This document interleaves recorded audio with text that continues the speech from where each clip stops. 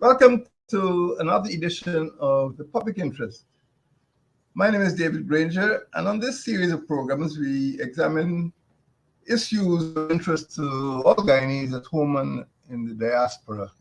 And today we look at one of the most important features of Guyana, and one with which all Guyanese would be familiar. That is the importance of rivers.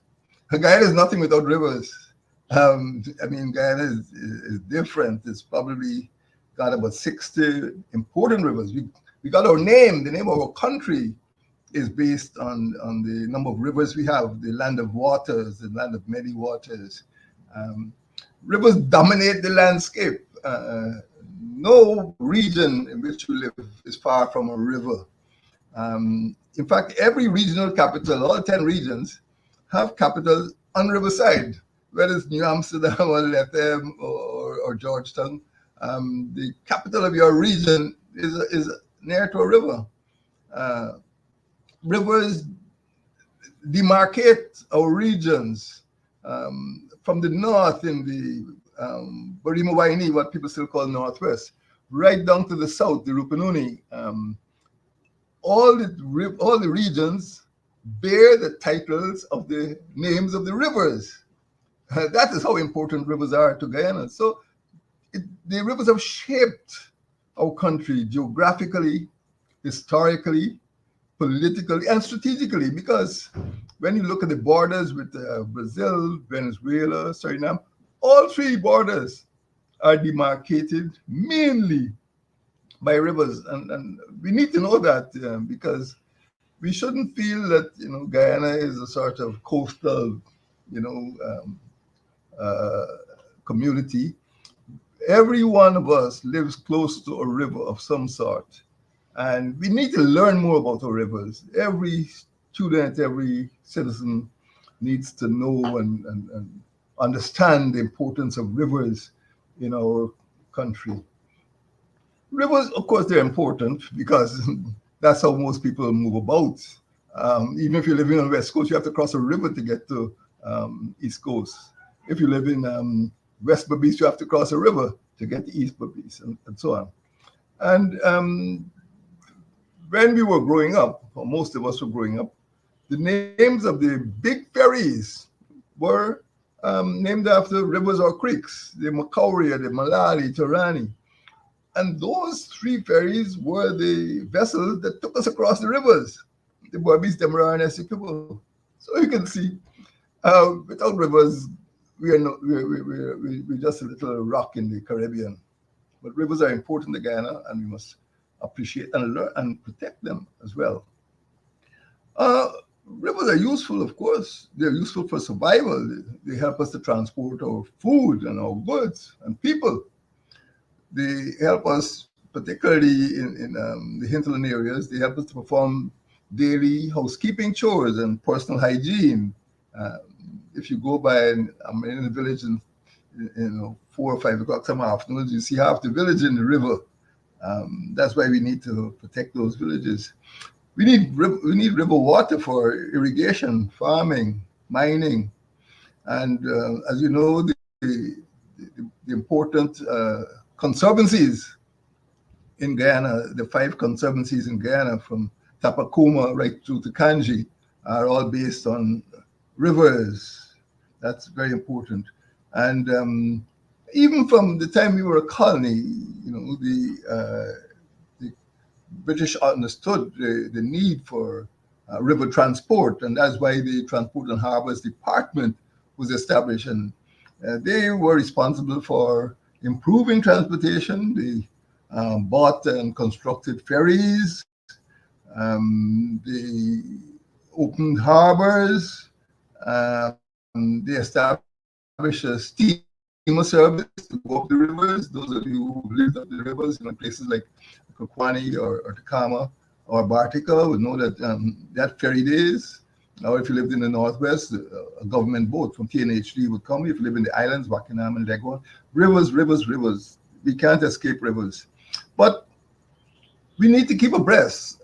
I mean, if we build a stelling, in 1923, by 2023, the stelling would have decayed, and we need to look at rivers the same way we look at roads. People speak about highways and bridges, but we need to look upon rivers also as important means of communication, not as something that could be ignored.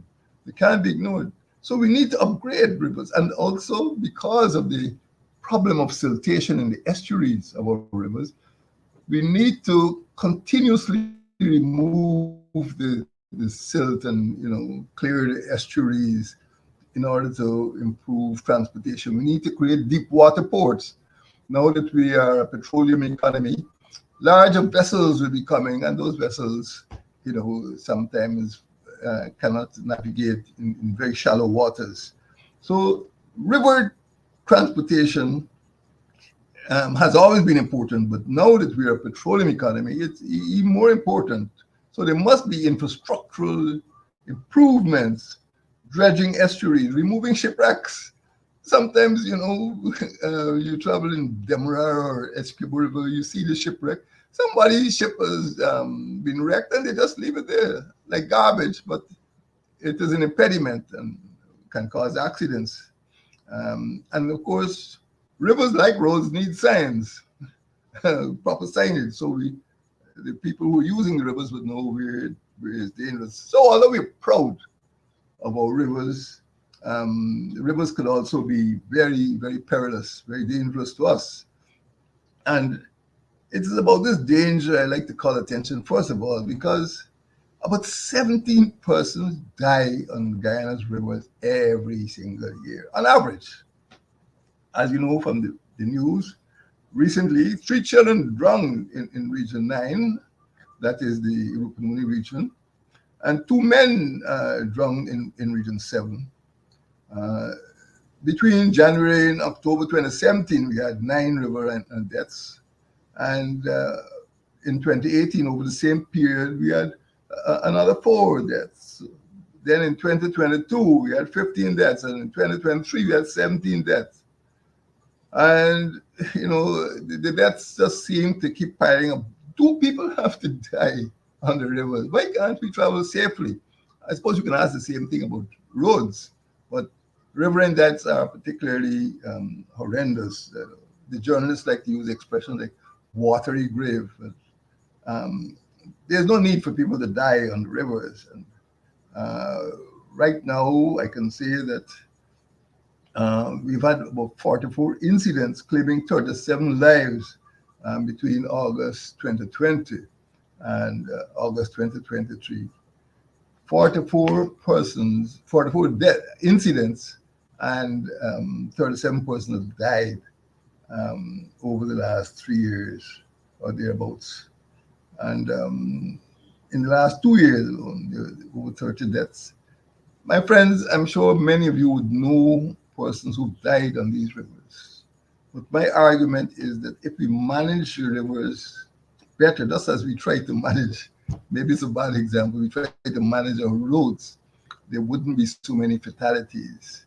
But we mustn't treat rivers as something that they will look after themselves. We have to look after people traveling on the rivers. But rivers are not only hazards for humans, they're also hazards for agriculture, production. Because some of the rivers on the coast, again, because of the problem of siltation in the estuaries, during very heavy rainfall or floods, the rivers are too shallow to take off the full amount of water caused by precipitation or rainfall. And the river water runs onto the land, especially what we call creeks, the Maikoni or Kanji. They're really rivers, or Mahika, or Bari. And every year, during the rainy season, particularly May, June,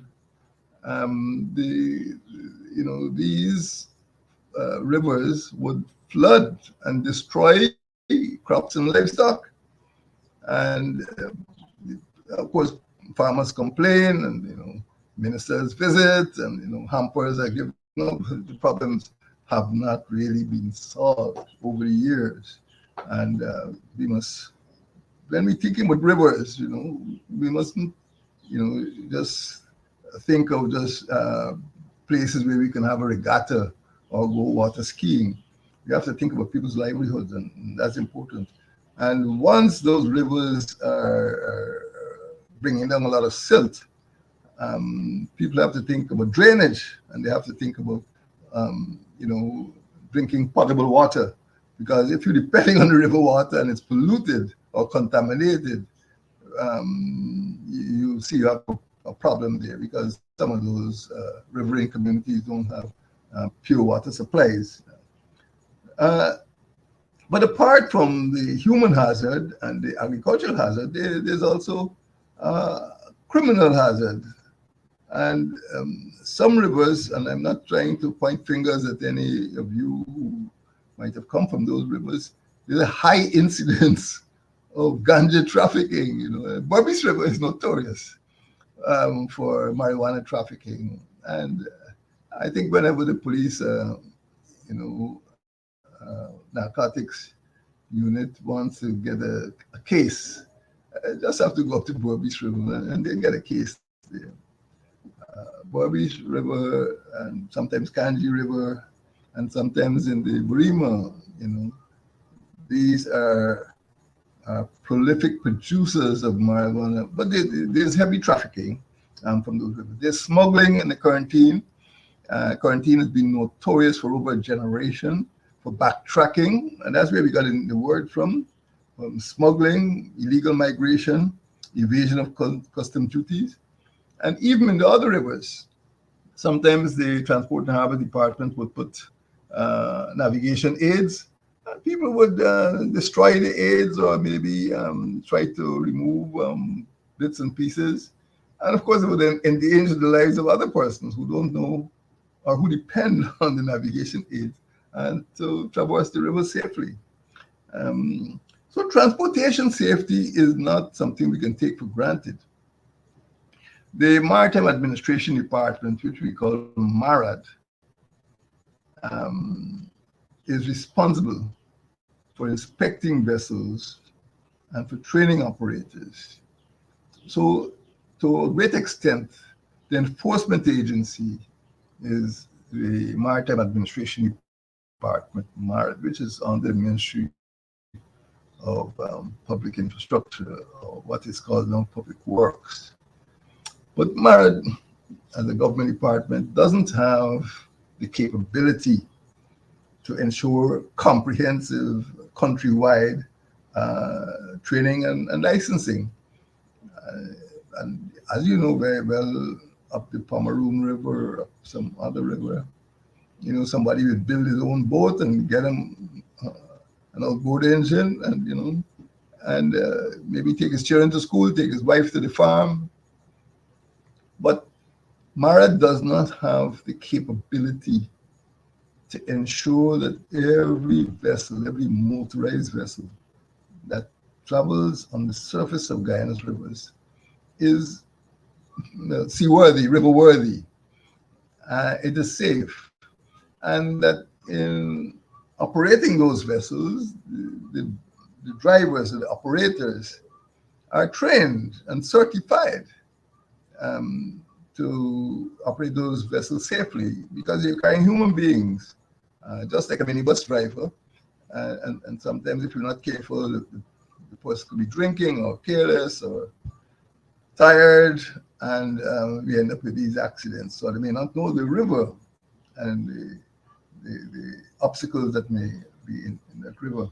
So people need to be trained to operate the vessels, and they need to be licensed. Just you need to be licensed to drive a car.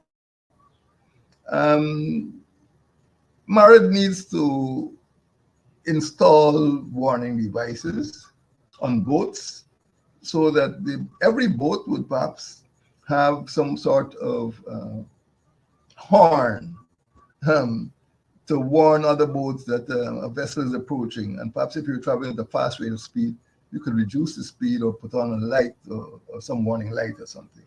But in fact, boats which travel at night, and of course there are restrictions to certain types of boats which carry passengers from traveling at night. But once you have restrictions and regulations, it means you must have enforcement.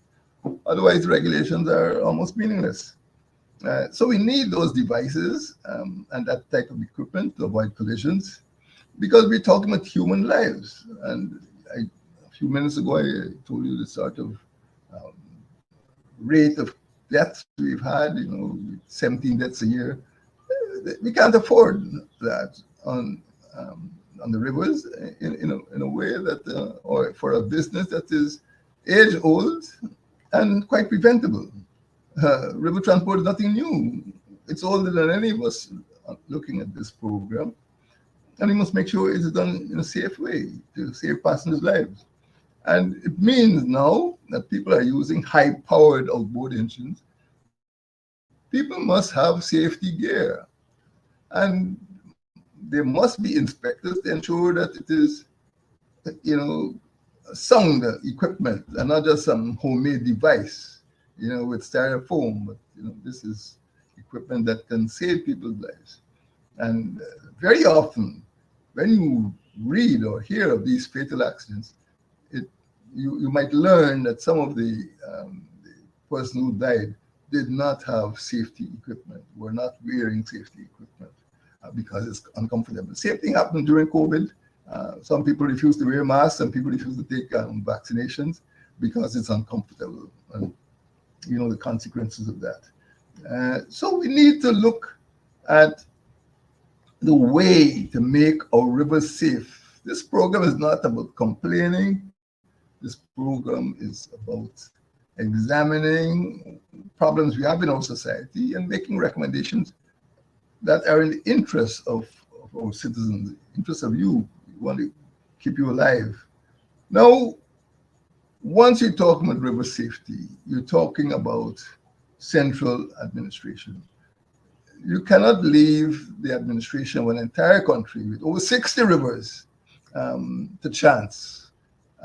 It has to be centrally controlled. Of course, the regions have an important role, but at the center, you must have a body of rules and regulations and code of practice which will protect you. You need legislation, and of course, this means that the National Assembly must involve. You need organization. This means that the Ministry of Public Infrastructure, Ministry of Public Works, must be designed to have, some unit or departments which pay attention to the regulation and the supervision of river transport. And of course, you need an enforcement arm, which implements the law and punishes offenders. It's as simple as that.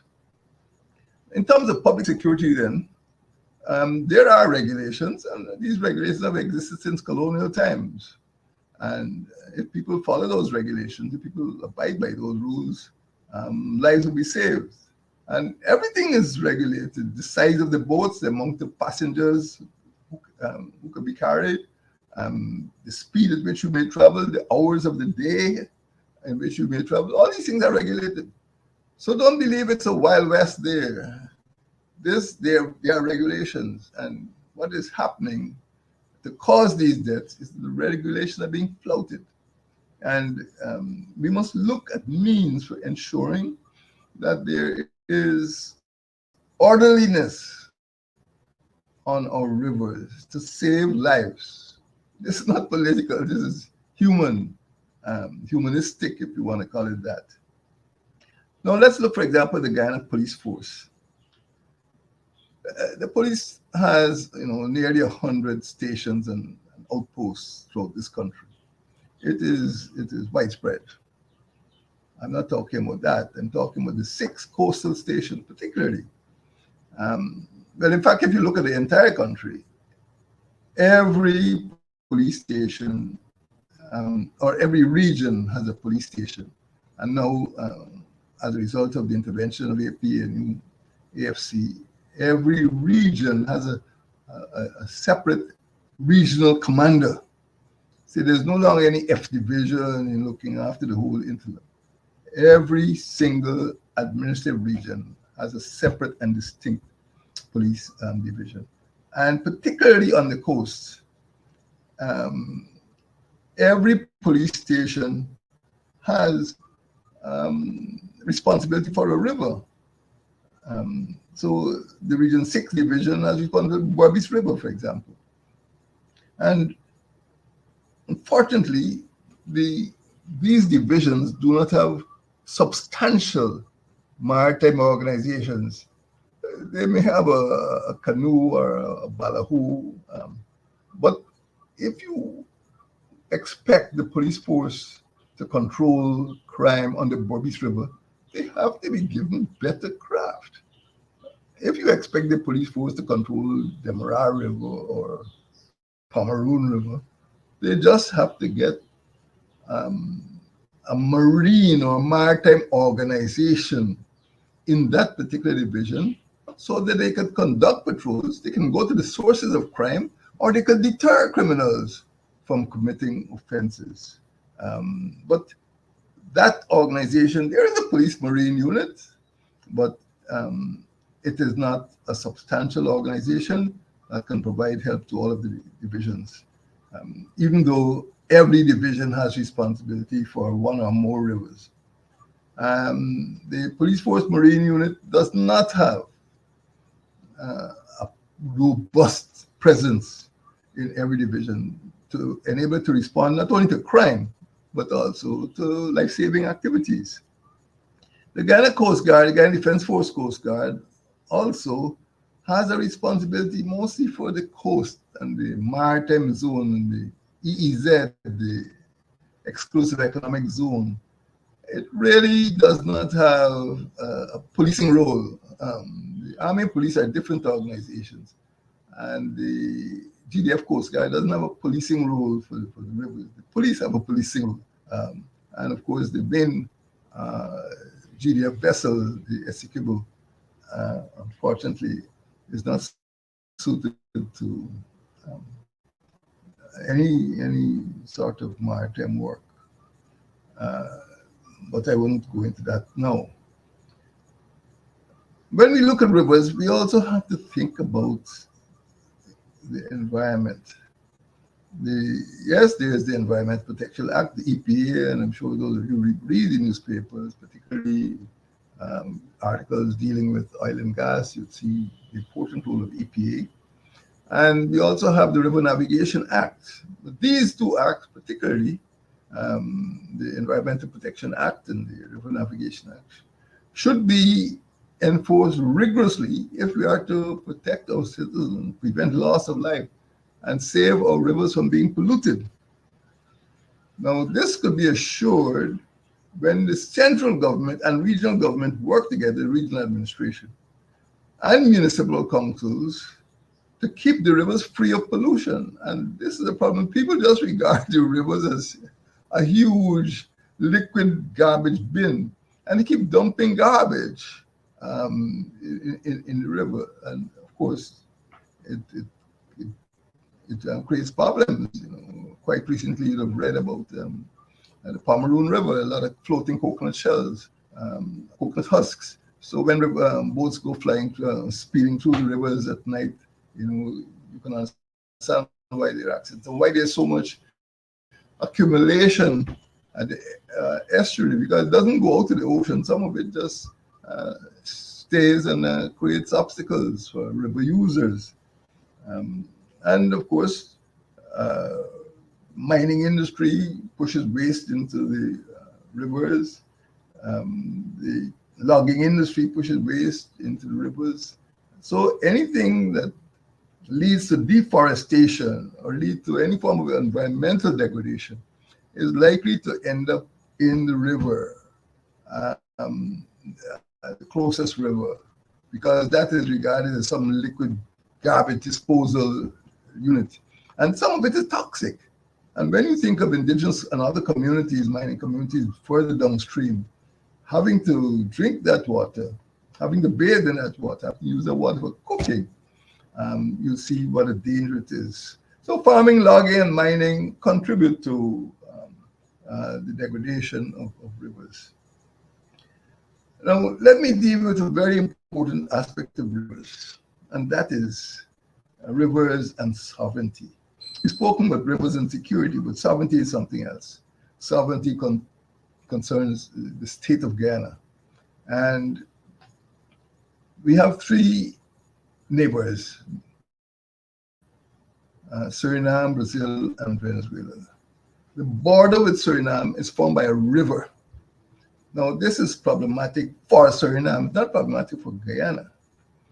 But the quarantine has its source in the Kutari. And we all grew up knowing that that river, which runs from south to north, most rivers in Guyana run from south to north anyway, is the quarantine. And the quarantine is supposed to be the boundary. The problem is many fishermen don't know where the boundary actually lies because there is no agreement between Guyana and Suriname. There was a draft agreement around about the time of independence, but it was never approved. So legally, the boundary between Guyana and Suriname has not been defined under international law. As you know, back in 1969, there was an issue. Surinamese tried to take possession of the New River Zone simply because they said that the New River was the source, was the quarantine. They call it Boven quarantine, upper quarantine, which is silly. The New River is a separate river. We call it the New River. And the quarantine has its source in the Kutari. But because the Surinamese tried to define the New River as the upper quarantine, it led to a confrontation. And in 1969, the Guyana Defense Force had to expel the Surinamese from the New River Zone. But up to now, I can tell you for sure, quarantine fishermen complain bitterly about harassment by Surinamese marine patrols in the quarantine river. But all I'm saying is that quarantine river defines the boundary between Guyana and Suriname. Similarly, in Venezuela, the situation there is a little more complex. There are nearly 800 kilometers of border, mostly rivers. But many Guyanese don't know the rivers which demarcate the boundary, which determine, what is Guyana, what is Suriname. In fact, in the north is the Amacura River, and many Venezuelan migrants, Warao, simply come across the Amacura. And then you have the Cuyuni River, and you've read stories about Etringbang. Etringbang is on the Cuyuni. Then you have the Wenamu. So you have three rivers to deal with in the border with Venezuela. And of course, there's frequent harassment by Venezuelan National Guard, and the sindicatos come over. Sindicatos, simply gangs, criminal gangs, from time to time and raid Guyanese mines or Guyanese settlements or Guyanese communities.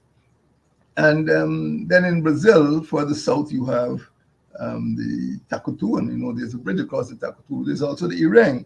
So in the east, you have the Quarantine River.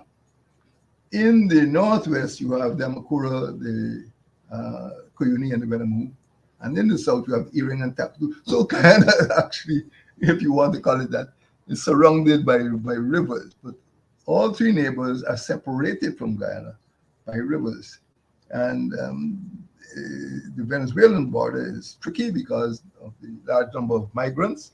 And of course, the gangs, the sindicatos. There's no gang called sindicato. Sindicato is a gang, but it means something else, but we just call it sindicatos. And in Brazil, of course, the garimpeiros, legal miners have been coming across and causing lots of problems for our indigenous population. Unfortunately, for some strange reason, we find the army and the police being deployed to clean up the highways, wearing blue shirts and keeping the medians clean. But the army and the police are not going to protect the residents in the border areas. When last have you seen a police or an army patrol in a boat along one of these rivers, protecting our citizens, but they're keeping the highways clean? That's something which is very baffling to persons who are concerned with national sovereignty. They're in the wrong place at the wrong time. And We need to ensure that our country's sovereignty is protected by the sensible deployment of our defense and police forces on the rivers which form borders with neighboring states. There's no escaping from that reality. The problem will not go away. My friends, how do we move forward from here?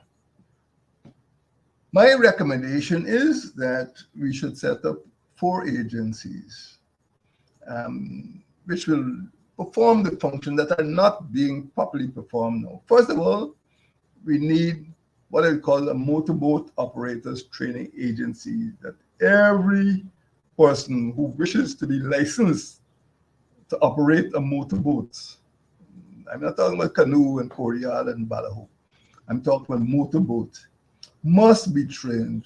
And this agency or institute, whatever you choose to call it, must have a legal obligation for certifying boats and the operators to operate to prevent accidents and to protect passengers. So that's my first recommendation, motorboat operators training agency. Second, there must be a medical emergency and rescue service. That is, in the case of a riverine accident, we must be able, from the regional capital, and as I said, there's a police station in Essequibo, you just go all the way up to Bartica. Every region has rivers, and if there's an accident, some element, some unit of the medical emergency rescue service must be able to go there speedily and rescue survivors. You don't want people floating there or trying to hang on to a branch for 12 hours or whatever.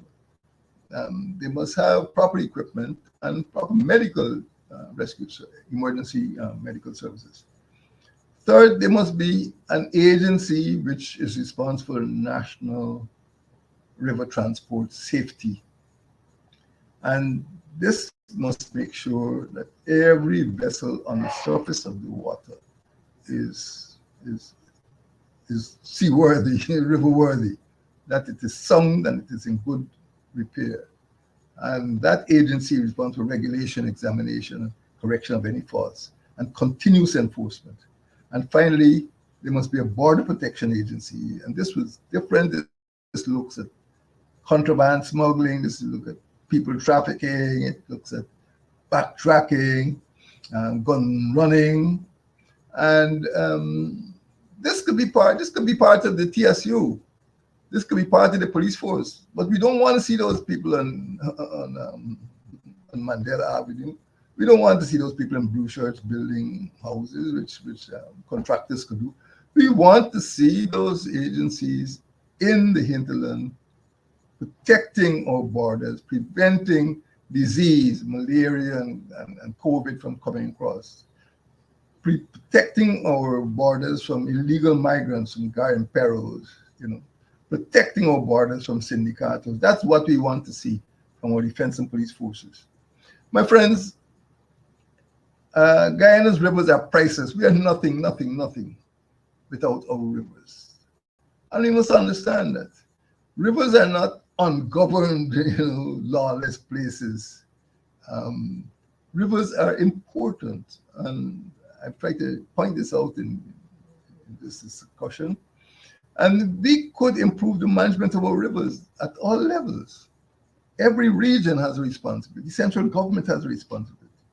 And together we must ensure that every community is able to protect the lives of its citizens.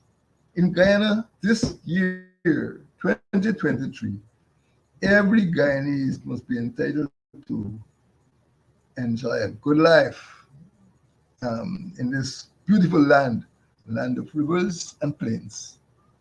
I thank you, and may God bless you all.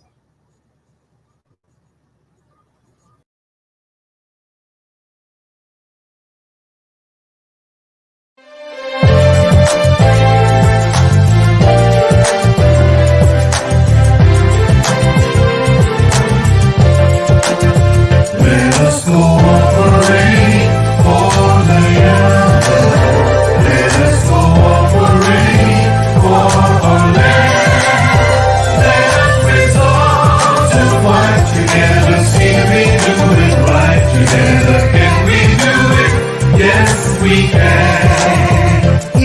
commandments do